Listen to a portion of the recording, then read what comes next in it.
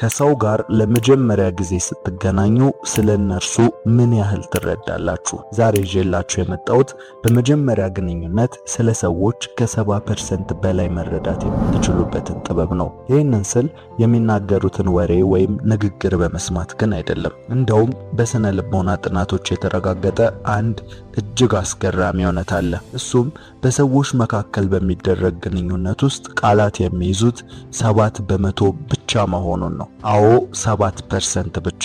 ቀሪው 93% የሚሆነው ሙሉ መልእክት ያለው በድምጽ ቃናና በሰውነት ቋንቋ ውስጥ ነው። ያም ማለት ሰዎች ለመጀመሪያ ጊዜ ሲገናኙ 55% ስለማንነታቸው የሚናገረው የሰውነት ቋንቋቸው ሲሆን 38% ደግሞ የድምጻቸው ቃና ይሆናል ማለት ነው። ስለዚህ አንድ ሰው በንግግር በሚነግረን ነገር ብቻ ስለ እርሱ ማወቅ አንችልም። ለክህደትም ሆነ ላለመታመን የምንጋለጠው በዚህ መልኩ ነው። ስለዚህ ከዚህ በኋላ አንድ ሰው ከናንተ ጋር በሚነጋገርበት ጊዜ ትክክለኛውን እውነት ለማወቅ ቃላቱን ሳይሆን አይኑንና እጁን የቆመበትን አቅጣጫ ማየት አለባችሁ ማለት ነው። ሰውነት ሐሰትን መናገር አይችልም። አይምሮ ውሸትን ለማቀናበር በሚታገልበት ሰዓት ንቃተ ህሊና እውነቱን በሰውነት ክፍሎች በኩል አውጥቶ ለመናገር ይሞክራል። ይህም ሊኬጅ በመባል ይታወቃል። ታዲያ ይህ ሊኬጅ ነው ሰዎችን እንደ መጽሐፍ እንድናነባቸው የሚያስችለን ማለት ነው። ስንት ጊዜ ነው አንድ ሰው እያወራ እያለ ውስጣዊ ስሜታችሁ የሆነ ነገር ስተት ነው ብሏችሁ ግን ምን እንደሆነ መለየት አቅቷችሁ ያለፋችሁት? ልባችሁ የነገራችሁ ስሜት በእርግጥም አይምሯችሁ ሳያውቀው ያያቸው ግን ደግሞ በሚገባ ያልተረጎሟቻቸው የሰውነት ምልክቶች ውጤት ነበር። ይህንን ጥበብ ማወቅ ማለት በሰዎች መካከል በሚኖራችሁ ግንኙነት ውስጥ የበላይነቱን መያዝ ማለት ነው። ሰዎችን የማንበብ ችሎታ ሲኖራችሁ በንግድ ድርድር፣ በስራ ቦታ ማንም ሊያታልላችሁ አይችልም። በጓደኝነት ውስጥም እውነተኛውን ሰው ከሐሰተኛው ትለያላችሁ። በግል ህይወታችሁም ቢሆን ከቃላት በስተጀርባ ያለውን የሰውነት ቋንቋ መስማት ትጀምራላችሁ። ዛሬ በዚህ ቪዲዮ ውስጥ ብዙዎች ትኩረት የማይሰጧቸው ግን ደግሞ እጅግ ጥልቅ ምስጢርን የሚናገሩ 10 ሳይንሳዊ ዘዴዎችን አንድ በአንድ እንመረምራለን። እነዚህ ነጥቦች ዝም ብለው የሚታዩ ሳይሆኑ የሰው ልጅን ማንነት መመርመሪያና ከውሸት መከላከያ መንገዶች ናቸው። እስከ መጨረሻው አብራችሁኝ ከቆያችሁ ከዛሬ በኋላ ሰዎችን የምታዩበትን መነጽር እስከ መጨረሻው ትቀይራላችሁ። ዝግጁ ከሆናችሁ ወደ መጀመሪያው ነጥብ እንግባ። መልካም ልብ ካላችሁ ቪዲዮን ላይክ በማድረግ ይጀምሩ። ለዚህ የቁም ነገር ቤተሰብ አዲስ ከሆናችሁ ሰብስክራይብ በማድረግ ቤተሰባችን ይሁኑ።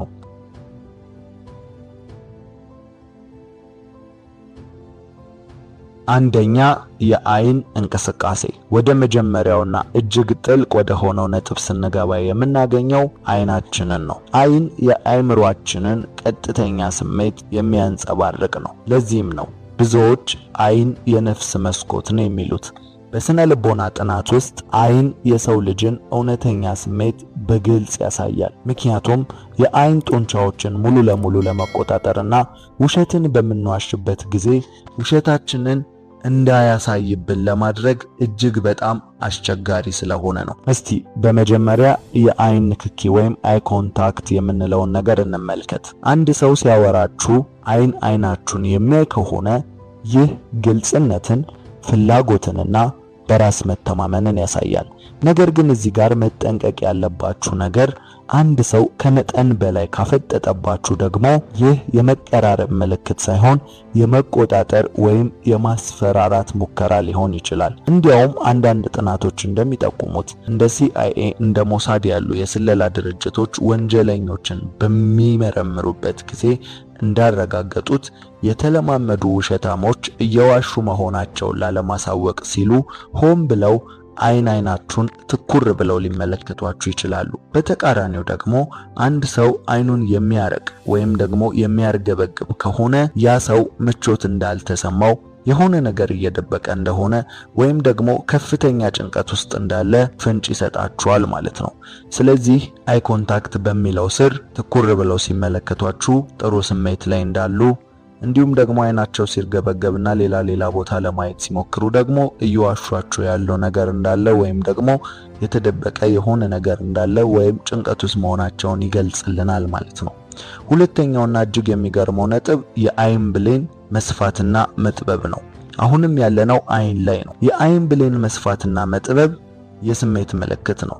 ይህ ምልክት በፍጹም በሰው ልጅ ቁጥጥር ስር አይደለም። አንድ ሰው የሚወደውን ነገር ሲያይ ወይም ደግሞ እየሰማ ያለው ንግግር ከማረከው የአይን ብሌኑ በከፍተኛ ሁኔታ ይሰፋል። ይህ አይምሮአችን የሚወደውን ነገር በደንብ ለማየት የሚያደርገው ተፈጥሯዊ ምላሽ ነው። ነገር ግን አንድ ሰው ሲቆጣ ወይም ደግሞ አሰልቺ ነገር ሲገጥመው የአይን ብሌኑ ይጠባል። ስለዚህ በአንድ የንግድ ድርድር ውስጥ የሰውየውን አይን ብሌን ማየት ከቻላችሁ በንግግሩ ደስተኛ መሆኑን ወይም አለመሆኑን ያለምንም ቃል መረዳት ትችላላችሁ ማለት ነው።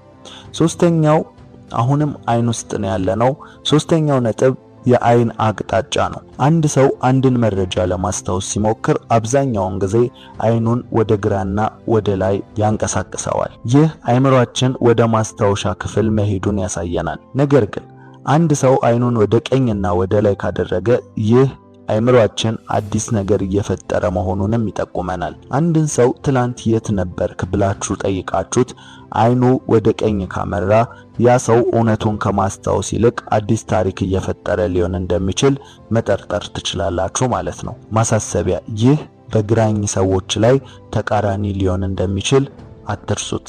አራተኛው ደግሞ የአይን እርግብግቢት ፍጥነት ነው። በኖርማል ሁኔታ ውስጥ አንድ ሰው በደቂቃ ከ15 እስከ 20 ጊዜ አይኑን ያርገበግባል። ነገር ግን አንድ ሰው ጫና ውስጥ ሲገባ ወይም ሲዋሽ ይህ በፍጥነት በከፍተኛ ሁኔታ ይጨምራል። በመጨረሻም ከፊል የሆነ የአይን መዘጋት ወይም አይንን ማጥበብ።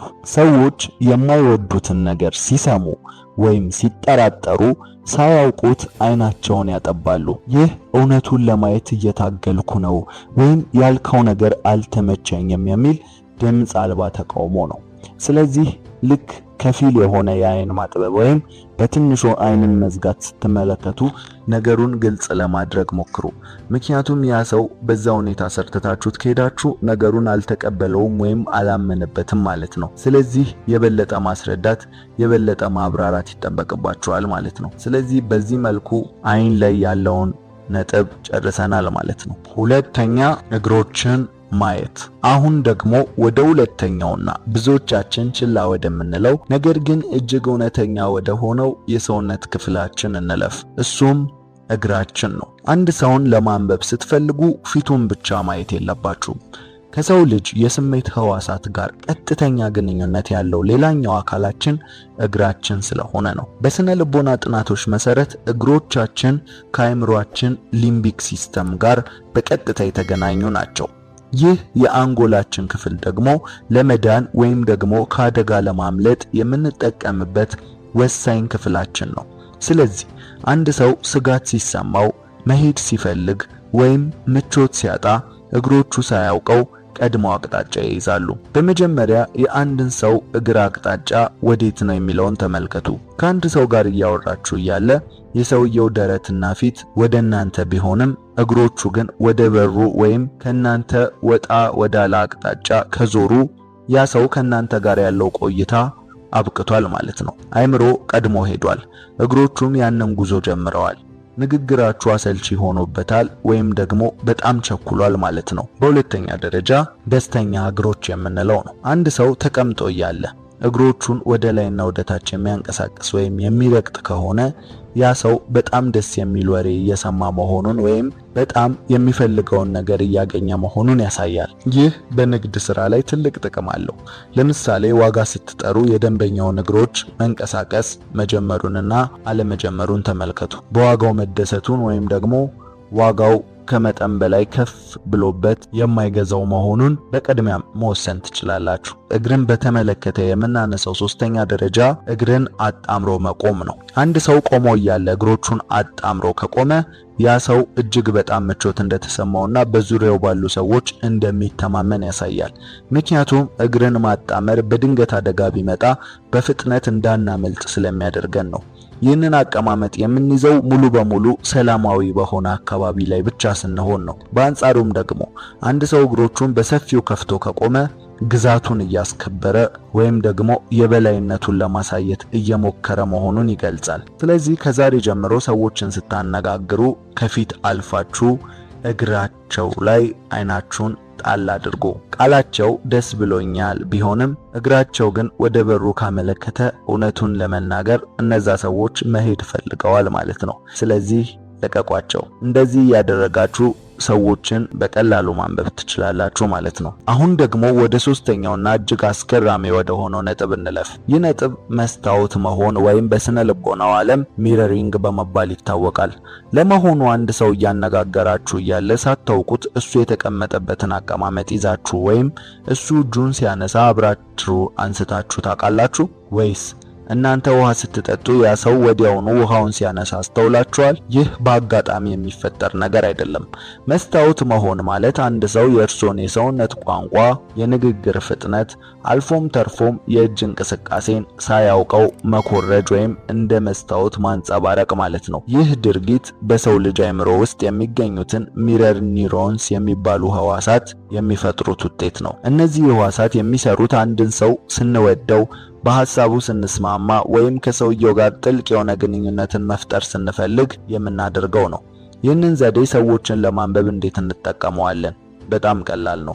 አንድ ሰው እናንተ የምታደርጉትን እንቅስቃሴ የሚደግም ከሆነ ያ ሰው ከናንተ ሐሳብ ጋር ተገናኝቷል ማለት ነው ካልን፣ ለምሳሌ ንግግር እያደረጋችሁ እያለ እናንተ ቀስ ብላችሁ እጃችሁን ብታጣምሩ ያ ሰውም ወዲያውኑ እጁን ካጣመረ ወይም እናንተ ፈገግ ስትሉ እሱም አብሮ ፈገግ ካለ ያ ሰው ከናንተ ጋር እስማማለሁ ወይም ምቾት ተሰምቶኛል እያላችሁ ነው። ይህ በንግድ ድርድር ወቅት እጅግ በጣም ወሳኙ ነጥብ ነው። ነገር ግን ተቃራኒውንም ማየት አለባችሁ።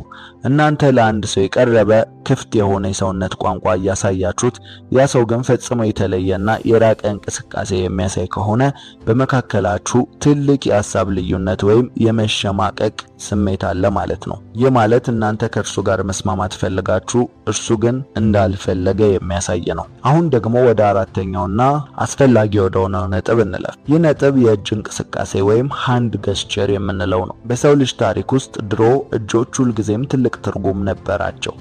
በጥንት ዘመን ሰዎች እርስ በርሳቸው ሲገናኙ እጃቸውን ከፍ አድርገው ያሳያሉ። ይህም መሳሪያ አልያዝኩም ለማለት ነበረ።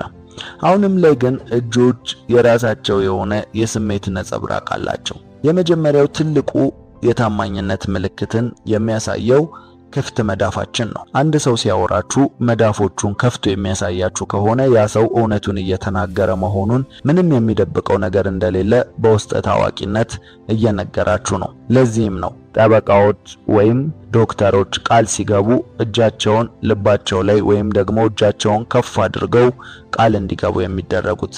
አንድ ሰው እጆቹን ኪሱ ውስጥ ከከተተ ከጠረጴዛ ስር ከደበቀው ወይም ከጀርባ ካደረገው የሆነ ነገር እየደበቃችሁ ነው ማለት ነው። በንግድ ስራም በተለያዩ ነገሮች ላይ እየተሸሸጋችሁ ያላችሁት የሆነ እየተደበቃችሁ ያለው ነገር እንዳለ ያመለክታል። ስለዚህ እጆች ጥሩ የሆነ ስሜትን ይነግሯችኋል ማለት ነው። ሁለተኛው ነጥብ ደግሞ የእጅ እንቅስቃሴ ብዛት ነው። አንድ ሰው ስለሚወደው ወይም ስሜት ስለሚሰጠው ጉዳይ እያወራ ከሆነ ሳያውቀው እጆቹን በሰፊው ያንቀሳቅሳል። ምክንያቱም ስሜቱና ሐሳቡ እርስ በርሱ ስለተሳሰሩ ነው። እጆቹ በንግግሩ ላይ ስዕልን ይስላሉ።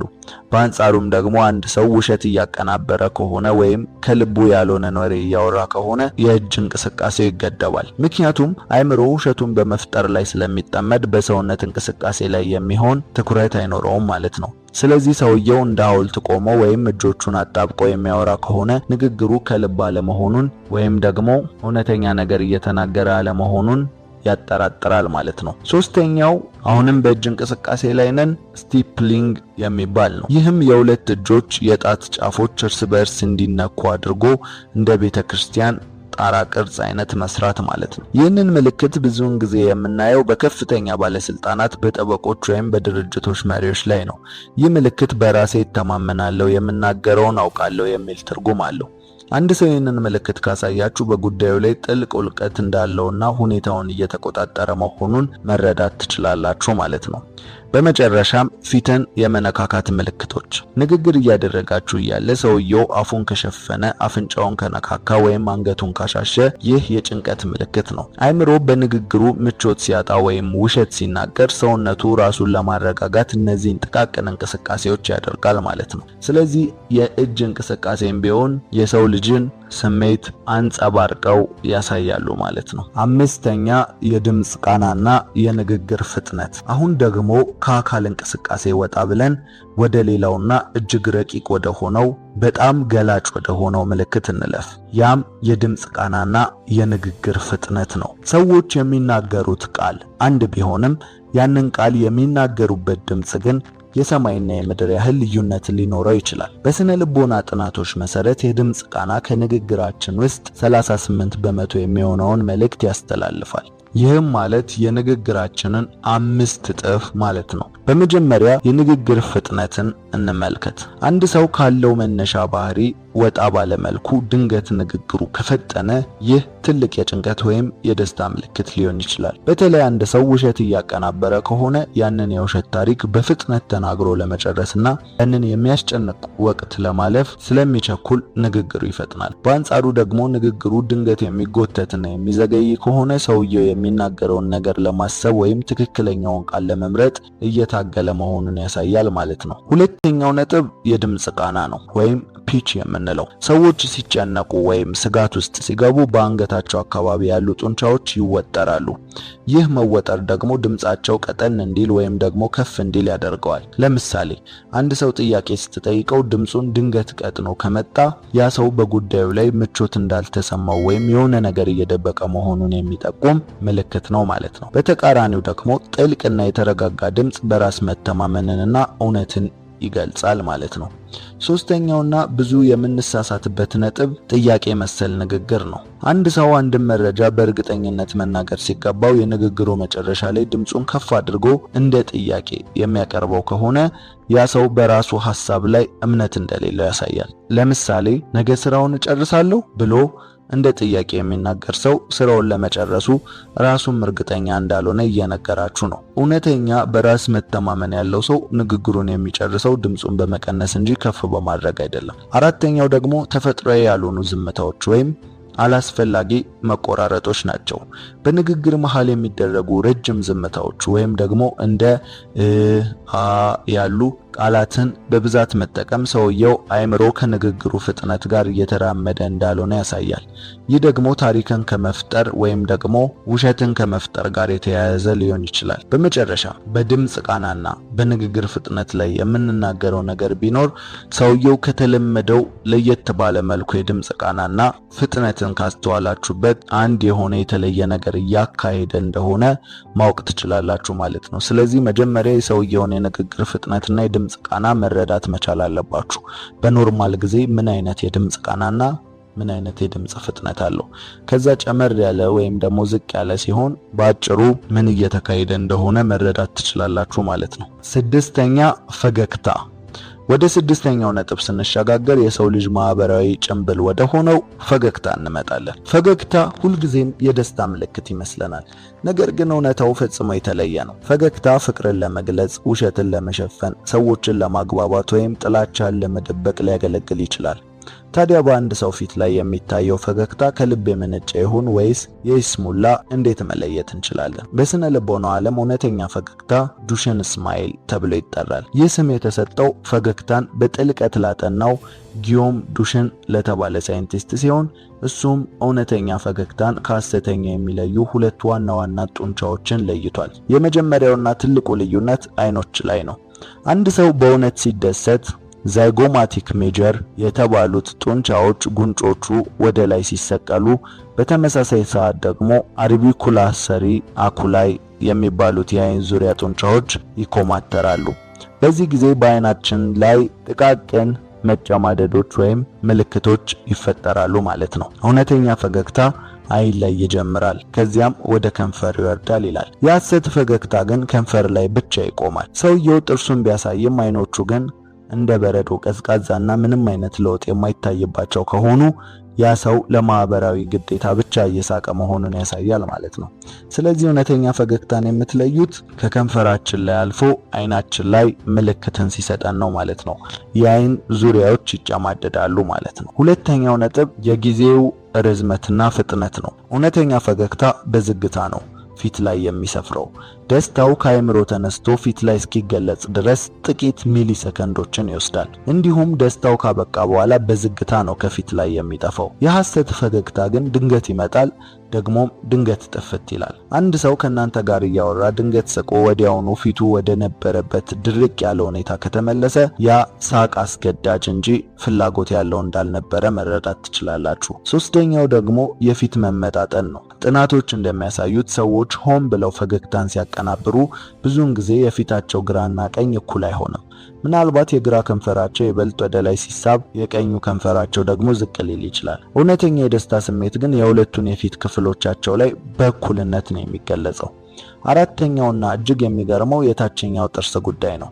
አብዛኛው ጊዜ ሰዎች በእውነት ሲስቁ የታችኛው ጥርሳቸው አይታይም፣ ምክንያቱም የጉንጭ ጡንቻዎች ወደ ላይ ስለሚሳቡ የታችኛውን ከንፈር ይሸፍኑታል ማለት ነው። የታችኛው ጥርስ በሰፊው የሚታይ ከሆነ ግን ያ ሰው ምናልባት ለፎቶግራፍ እየተዘጋጀ ሊሆን ይችላል። የታችኛው ጥርስ ግን በሰፊው የሚታይ ከሆነ ያ ሰው ሆን ብሎ ፈገግታውን እየሰራው እንጂ ከውስጡ ከመነጨ ደስታ ወይም ደግሞ ከስሜቱ ፈገግ እያለ ላይሆን ይችላል ማለት ነው። ይህን ዘዴ ማወቃችሁ በሰዎች መካከል ያላችሁን ግንኙነት በሚገርም ሁኔታ ይቀይረዋል። አንድ ሰው በሐሳባችሁ ተስማምቻለሁ ብሎ ቢስቅላችሁ አይኖቹ ላይ ያለውን መጨማደድ ካላያችሁ ያ ሰው በውስጡ ጥርጣሬ እንዳለ መረዳት ትችላላችሁ። ሰባተኛ ራስን መንካትና ማረጋጋት። አሁን ደግሞ ወደ ሰባተኛው ነጥብ እንለፍ። ይህ ነጥብ ራስን ማረጋጋት ወይም በሳይንሳዊ ስሙ ራስን የማረጋጋት ጥበብ በመባል ይታወቃል። የሰው ልጅ አይምሮ ምቾት ሲያጣ ወይም ሲጨነቅ ወይም ስጋት ሲሰማው ሰውነታችን ያንን ጫና ለመቀነስ ራሱን ለማረጋጋት ሳያውቀው ወይም ሰብኮንሺየስሊ የሚያደርጋቸው ጥቃቅን እንቅስቃሴዎች አሉ። ይህንን እንደ አይምሮአችን ራሱን የሚያክምበት መንገድ አድርጋችሁ ልትወስዱት ትችላላችሁ። አንድ ሰው ሲዋሽ ወይም ደስ የማያሰኝ ጥያቄ ሲቀርብለት በአንጎል ውስጥ የሚፈጠረው ጭንቀት ወደ ነርቭ መገጣጠሚያዎች ያልፋል። ያንን ደስ የማይል ስሜት ለማለፍ ደግሞ እጆቻችን በደመ ነፍስ ወደ ፊታችን ወይም ወደ አንገታችን ይሄዳሉ። በመጀመሪያ የአንገት ንክኪን እንመልከት። ይህ በወንዶችና በሴቶች ላይ በብዛት የሚታይ ምልክት ነው። አንገት እጅግ ስስና ብዙ የነርቭ መጋጠሚያዎች ያሉበት ቦታ ነው። አንድ ሰው እያወራችሁ እያለ ድንገት አንገቱን ማሸት ወይም መነካካት ከጀመረ ያ ሰው ከፍተኛ ጫና ውስጥ እንዳለ ወይም ጥያቄያችሁ እያስጨነቀው እንደሆነ ግልጽ ምልክት ነው። ሴቶች ደግሞ አብዛኛው ጊዜ አንገታቸው ላይ ያለውን ሐብል የመነካካት ወይም የማስተካከል ምልክት ያሳያሉ። ይህም ራሳቸውን ለማረጋጋት እያደረጉ ያሉት ጥረት ነው ማለት ነው። ሁለተኛው ነጥብ ደግሞ ፊትን መነካካት ነው። ግንባርን ማሸት፣ ጆሮን መጎተት ወይም ደግሞ አፍንጫን መነካካት የአእምሮ መወጠር ምልክቶች ናቸው። በተለይ አፍንጫን መነካካት ፒኖሲዮ ኢፌክት ከሚባለው ሳይንሳዊ ክስተት ጋር ይያያዛል። አንድ ሰው ሲዋሽ በአፍንጫው አካባቢ ያሉ የደም ስሮች ስለሚለጠጡ መጠነኛ የማሳከክ ስሜትን ይፈጥራሉ። ለዚህ ነው ሰዎች ሲዋሹ ሳያውቁት አፍንጫቸውን የሚነኩት። ሶስተኛው ደግሞ የከንፈር መለጠጥ ነው። አንድ ሰው ከንፈሩን ወደ ውስጥ በመሳብ ድምጥጥ አድርጎ ከያዘ ይህ ሰው የሆነን ነገር እየደበቀ ወይም የሆነን ስሜት አምቆ እየያዘ መሆኑን ያሳያል። አእምሮአችን ምንም እንዳትናገር የሚል ትዕዛዝ ለከንፈራችን ሲሰጥ የሚፈጠር ምልክት ነው። ይህንን ምልክት በንግድ ድርድር ውስጥ ወይም ደግሞ በከፍተኛ የፍርድ ቤት ምርመራዎች ላይ በብዛት እናየዋለን። አራተኛው ደግሞ ልብስን ወይም ጸጉርን ማስተካከል ነው። አንድ ሰው በንግግር መሃል ያለ ምክንያት ክርባቱን ቢያስተካክል ወይም ደግሞ ሸሚዙን እጅጌ ቢነካካ፣ አልፎ ተርፎ ጸጉሩን ደጋግሞ ቢያሻሽ ያ ሰው በዚያ ቅስፈት በራስ መተማመኑን እያጣ መሆኑን፣ አካባቢውን ለመቆጣጠር እየታገለ መሆኑን ያሳየናል ማለት ነው። ስለዚህ እነዚህ ጥቃቅን የሆኑ ምልክቶች ውስጣችን ራሱን ለማረጋጋት ወይም ደግሞ እየተሰማው ያለውን የጭንቀት ስሜት፣ የመረበሽ ስሜት ለማስተካከል ራሱ እየወሰደ ያላቸው እርምጃዎች ናቸው ማለት ነው። ስለዚህ ሰዎች ይህንን ሲያደርጉ ምን እየተሰማቸው እንደሆነ ማወቅ ትችላላችሁ። እንዲሁም ደግሞ እናንተ ይህንን ምልክት ራሳችሁ ላይ ስታዩ መቆጣጠር ትችላላችሁ ማለት ነው። ስምንተኛ የሰውነት አቋቋም ነው ወይም ፖስቸር የምንለው። አሁን ደግሞ ፖስቸርን በሰፊው እንመልከት።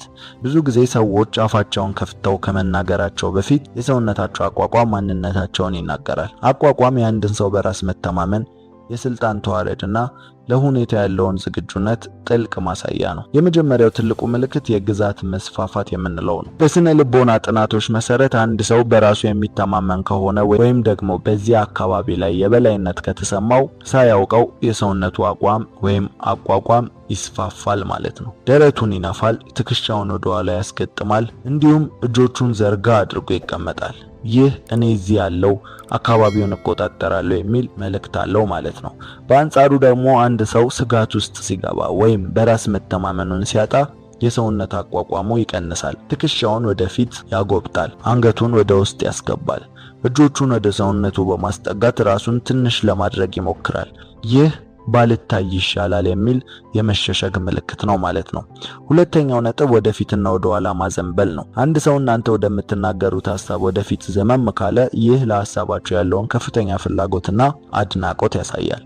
እየሰማችሁም እንደሆነ ያስታውቃል። አእምሮአችን ለምንወደው ወይም ለሚስበን ነገር ወደፊት የመቅረብ ተፈጥሯዊ ባህሪ ያለው። ነገር ግን አንድ ሰው ወንበሩን ወደ ኋላ ተደግፎ ወይም ከናንተ ራቅ ብሎ የሚቀመጥ ከሆነ ይህ የመሰላቸት፣ የመጠራጠር ወይም ደግሞ ከዚህ ንግግር አቋርጬ መውጣት እፈልጋለሁ የሚል ምልክት ነው። ሶስተኛው ደግሞ የእጆች አቀማመጥ ነው። ይህ ማለት ከቀድሞ ሐሳብ ጋር ይለያያል። የእጆች አቀማመጥ እያልን ያለነው ከፖስቸር አንጻር ነው። እጆቹን አጣጥፎ የቆመ ሰው አብዛኛውን ጊዜ የመከላከያ ግንብን እየገነባ መሆኑን ያሳያል። ይህ አቀማመጥ አልስማማም ወይም ደግሞ ምቾት አልተሰማኝም የሚል ትርጉም ሊኖረው ይችላል። ነገር ግን እዚህ ጋር አንድ ነገር ማስታወስ አለባችሁ። ቤዝላይንን ማጥናት አለባችሁ። ቤዝላይን የሚለውን 10ኛው ነጥብ ላይ የምንጠቅሰው ነጥብ ነው። ምናልባት ሰውየው ብርድ ስለሆነ ወይም ልምዱ ስለሆነ እጁን አጣጥፎ ሊሆን ይችላል። ነገር ግን በንግግር መሃል ጥያቄ ስትጠይቁት ወዲያውኑ እጁን ካጣመረ ወይም ደግሞ ያ ምልክት ከዚህ በፊት ልምዱ ካልሆነና ግን እዛ ሰዓት ላይ ብቻ ያንን እያደረገ ከሆነ የመቃወም ወይም ራስን የመከላከል ምልክት ሆኖ የመታየት አድቫንቴጁ ሰፋ ይላል ማለት ነው። አራተኛውና እጅግ አስፈላጊው ነጥብ የደረት አቅጣጫ ነው። አሁንም ፖስቸር ላይ ነው ያለነው። የደረት አቅጣጫ የምንለው የሰው ልጅ ደረት እጅግ አስፈላጊ የሆነው የሰውነት ክፍል ያለበት ቦታ ስለሆነ ነው። አእምሮአችን ደረታችንን የሚያዞረው ወደምናምነውና ወደምንወደው ሰው ብቻ ነው። ከአንድ ሰው ጋር እያወራችሁ እያለ ፊቱ ወደ እናንተ ሆኖ ደረቱ ግን ወደ ሌላ አቅጣጫ ከዞረ ያ ሰው ትኩረቱ ሌላ ቦታ ላይ እንደሆነና ከእናንተ ጋር ያለውን ግንኙነት ላይ ብቻ መሆኑን ያመለክታል። በአጠቃላይ ግን የሰውነት አቋቋም የአንድን ሰው ውስጣዊ የኃይል መረጃ ያሳየናል ማለት ነው። አንድ ሰው እንዴት ቆሟል፣ እንዴትስ ተቀምጧል የሚለውን በማየት ብቻ ያ ሰው ለጥቃት እንደተዘጋጀ ወይም ደግሞ ራሱን እየተከላከለ እንዳለ ወይስ ኮንፈርት ተሰምቶት ተረጋግቶ የሚያምነው ቦታ ላይ እንደተቀመጠ እነዚህን ሁሉ በአንድ የፖስቸር አቀማመጡ ማወቅ እንችላለን ማለት ነው። 9ኛ የጭንቅላት አነቃነቅ የምንለው ነው። አሁን ደግሞ ይህንን 9ኛውን ነጥብ በደንብ እንመልከተው። ጭንቅላትን መነቅነቅ በአብዛኛው ባህል እሺ ወይም አልስማማም እስማማለሁ የሚል ትርጉም እንዳለው ይታወቃል። ነገር ግን በስነ ልቦናው ዓለም የጭንቅላት አነቃነቅ ፍጥነትና ብዛት ከቃላት በላይ ትርጉም አላቸው። አንድ ሰው ጭንቅላቱን ሲነቀንቅላችሁ እየተሰማው ወይም እያወራችሁ ያላችሁት ነገርን እየተረዳ እንደሆነ ብቻ ሳይሆን በውስጡ ምን እያሰበ እንደሆነ ፍንጭም ይሰጣችኋል ማለት ነው። በመጀመሪያ የጭንቅላት አነቃነቅ ፍጥነትን አስተውሉ። አንድ ሰው ጭንቅላቱን በዝግታ የሚነቀንቅ ከሆነ ይህ እውነተኛ ፍላጎትና ትኩረት እንዳለው ያሳያል። ሰውየው የምትሉትን ነገር እያሰላሰለውና እየተረዳው መሆኑንም የሚገልጽበት መንገድ ነው። ነገር ግን አንድ ሰው ጭንቅላቱን በጣም በፍጥነትና በተደጋጋሚ የሚነቀንቅ ከሆነ ትርጉሙ ይለወጣል። ይህ ሰው እስማማለሁ እያለ ሳይሆን በውስጥ ታዋቂነት በቃ አቁም፣ አሁን ደግሞ እኔ ልናገር ወይም ደግሞ ንግግሩን ብንጨርስ ይሻላል እያለ ነው። ይህ የመቸኮልና የመሰላቸት ምልክት ነው። ስለዚህ አንድ ሰው በፍጥነት ጭንቅላቱን መነቅነቅ ከጀመረ ንግግራችሁን አሳጥራችሁ ለሱ እድል ብትሰጡት የተሻለ ነው እንላለን። ሁለተኛው ነጥብ የጭንቅላት ዘመም ማለት ነው። አንድ ሰው እያዳመጣችሁ እያለ ጭንቅላቱን በጥቂቱ ወደ ጎን ዘመም ካደረገ ይህ እጅግ በጣም አዎንታዊ ምልክት ነው። ይህ ምልክት ለናንተ ግልጽ ነኝ፣ በእናንተ እተማመናለሁ የሚል ምልክት አለው። ምክንያቱም አንገታችንን ወደ ጎን ስናደርግ ለጥቃት ተጋላጭ የሆነውን የደም ስራችንን ለሰውየው እያሳየን ስለሆነ ነው። ይህ የሚሆነው ደግሞ ሙሉ በሙሉ ምቾት ሲሰማን ብቻ ነው፣ ወይም ደግሞ ሰውየውን ስንወደው ነው ማለት ነው። ስለዚህ አንድ ሰው ጭንቅላቱን ዘመም አድርጎ ካዳመጣችሁ ልቡም አይምሮውም ለናንተ ክፍት ነው ማለት ነው። ሶስተኛውና ብዙዎቻችን የምንሳሳትበት የውሸት የመለየት ዘዴ የሆነው አንድ ሰው አዎ እያለ ጭንቅላቱን ግን በጥቂቱ ወደ ጎንና ወደ ጎን የሚያንቀሳቅስ ከሆነ ልክ አይ እንደሚል ሰው ነው። አይምሮ ንግግሩን አልተጣጣመውም ማለት ነው። አፉ እሺ ቢልም ንቃተ ህሊናው ግን እውነቱ ላይ አይ የሚል እንቅስቃሴን እየገለጸ ነው ማለት ነው። ይህ ኮግኒቲቭ ዲሶናንስ ይባላል። አንድ ሰው በሚናገረው ቃልና በጭንቅላቱ እንቅስቃሴ መካከል ልዩነት ካያችሁ ለቃላቱ ሳይሆን ለጭንቅላቱ እንቅስቃሴ ቅድሚያ ስጡ። ወደ አራተኛው የጭንቅላት ማነቃነቅ ምልክት ስናልፍ ጭንቅላቱን ወደ ላይ ማቅናት። አንድ ሰው ጭንቅላቱን በጣም ቀና አድርጎ አገጩን ወደ ላይ ከሰቀለ ይህ የበላይነት ወይም ግትርነትን ያሳያል። ካንተ በላይ ነኝ ወይም አልሰማህም የሚል ትዕቢትንም ሊያመላክት ይችላል። በተቃራኒው ደግሞ ጭንቅላቱን በጣም ዝቅ አድርጎ የሚያወራ ሰው የበታችነት ስሜት ውስጥ እንዳለ ወይም የጥፋተኝነት ስሜት እንዳለበት ይጠቁማል። ስለዚህ እነዚህን ምልክቶች በመመልከት የጭንቅላት ማነቃነቅን መተርጎም ትችላላችሁ ማለት ነው። ወደ 10ኛው እና የመጨረሻው ነጥብ ስናልፍ የሶስቱ ህግና የመነሻ ባህሪ የምንለው ነው። እነዚህ ሁለት ነጥቦች ከላይ ያነሳናቸውን 9 ነጥቦች የሚጠቀልሉልን ሐሳቦች ናቸው። ብዙ ሰዎች ሰዎችን ለማንበብ ሲነሱ የሚሰሩት ትልቁ ስህተት ምንድን ነው? አንድን ምልክት ብቻ አይቶ መደምደም ነው። ለምሳሌ አንድ ሰው እጁን አጣጥፎ ስለተቀመጠ ብቻ ተቆጥቷል ይላሉ። ነገር ግን ይህ ትልቅ ስህተት ነው። ለዚህ የመነሻ ባህሪ ህግን ማስቀደም አለባችሁ። የመነሻ ባህሪ የምንለው ህግ አንድ ሰው ምንም አይነት ጫና ሳይኖርበት በኖርማል ሁኔታ ውስጥ እያለ የሚያሳየውን ተፈጥሯዊ እንቅስቃሴ ምን እንደሚመስል በጥቂት ደቂቃዎች ውስጥ ማጥናት ነው። እያንዳንዱ ሰው የራሱ የሆነ ኖርማል የሚባል እንቅስቃሴ አለው። እነዛ እንቅስቃሴዎች ከላይ ከጠቀስናቸው እንቅስቃሴዎች ውስጥ ሊኖሩበት ይችላሉ። ያ ማለት ስሜትን እያንጸባረቀ ነው ማለት ሳይሆን ያ ሰው ምናልባት ንግግሩ ፈጣን ሊሆን ይችላል፣ አንገቱን እያነቃነቀ ሊያወራ ይችላል፣ ዝቅ ሊል ይችላል፣ ከፍ ብሎ ሊያወራ ይችላል። ስሜቱን እየገለጸ ሳይሆን ግን ያ ኖርማል ወይም መነሻ ባህሪ የምንለው ነው። ይህንን ማወቅ ሰዎችን ለማንበብ ወሳኝ የሆነ ነጥብ ነው። መጀመሪያ ሰውየው በኖርማል ጊዜ ምን አይነት ባህሪ አለው የሚለውን ማለት ነው። አንዳንዶች ሲያወሩ ሁልጊዜም እጃቸውን ያንቀሳቅሳሉ። አንዳንዶች ደግሞ በተፈጥሯቸው አይናቸውን ትኩር ብለው እያዩ የሚያወሩ ሰዎች ሊሆኑ ይችላሉ። ስለዚህ መጀመሪያ የሰውየውን መነሻ ባህሪ ማወቅ አለባችሁ። ያንን ካወቃችሁ በኋላ ደግሞ የሶስት ህግ የሚባለውን ተተገብሩታላችሁ ማለት ነው። አንድ ሰውን በትክክል አነበብኩ ለማለት ቢያንስ 3 ተከታታይ ወይም ተያያዥ ምልክቶችን ማግኘት አለባችሁ ማለት ነው። በስነ ልቦናው ጥናት መሰረት የሰው ልጅን ለማንበብ የግድ 3 ተያያዥ ምልክቶች ያስፈልጉናል ማለት ነው። አንድ ምልክት ብቻውን አጋጣሚ ሊሆን ይችላል። 2 ምልክቶች አጠራጣሪ ናቸው። 3 ምልክቶች ግን ማስረጃ ናቸው ይባላል። ስለዚህ ይህንን በተግባር ስናየው አንድ ሰው ትላንት ማታ የት ነበርክ ብላችሁ ጠየቃችሁት እንበል። ያ ሰው ካለው መነሻ ባህሪ ወጣ ብሎ ወይም ደግሞ ቀደም እንዳልነው የሱ መነሻ ባህሪ ያልሆነውን ባህሪዎች ተመለከታችሁ ማለት ነው። ለምሳሌ አንደኛ መጀመሪያ አይኑን ከናንተ ላይ ሰረቅ አድርጎ ሌላ ነገር ተመለከተ። ቀጥሎ ሳያውቀው አፉን ወይም አንገቱን ነካካ። ከዛ በመጨረሻ ላይ ወንበሩ ላይ ወደ ኋላ ካፈገፈገ 3ኛ ምልክት ነው። አሁን ግልጽ የሆነ ምልክቶችን በአንድ ላይ አግኝታችኋል። ስለዚህ ይህ እንደ ማስረጃ ተቆጥሮ ያንን ሰው መገመት ወይም ማንበብ ትችላላችሁ ማለት ነው። እነዚህ 3 ምልክቶች በአንድ አቅጣጫ ስለሚጠቁሙ ሰውየው የሆነ ነገር እየደበቀ መሆኑን ወይም በንግግሩ ምቾት እንዳልተሰማው በከፍተኛ እርግጠኝነት መናገር ትችላላችሁ። ስለዚህ እስካሁን ላነሳነው ነጥብ መጠቅለያ የሚሆነው ሐሳብ ይህ ነው ማለት ነው። የመነሻ ሐሳብንና የሶስቱን ህግ ማወቅ። የሰውየው የመጀመሪያ ኖርማል ባህሪ ምንድነው?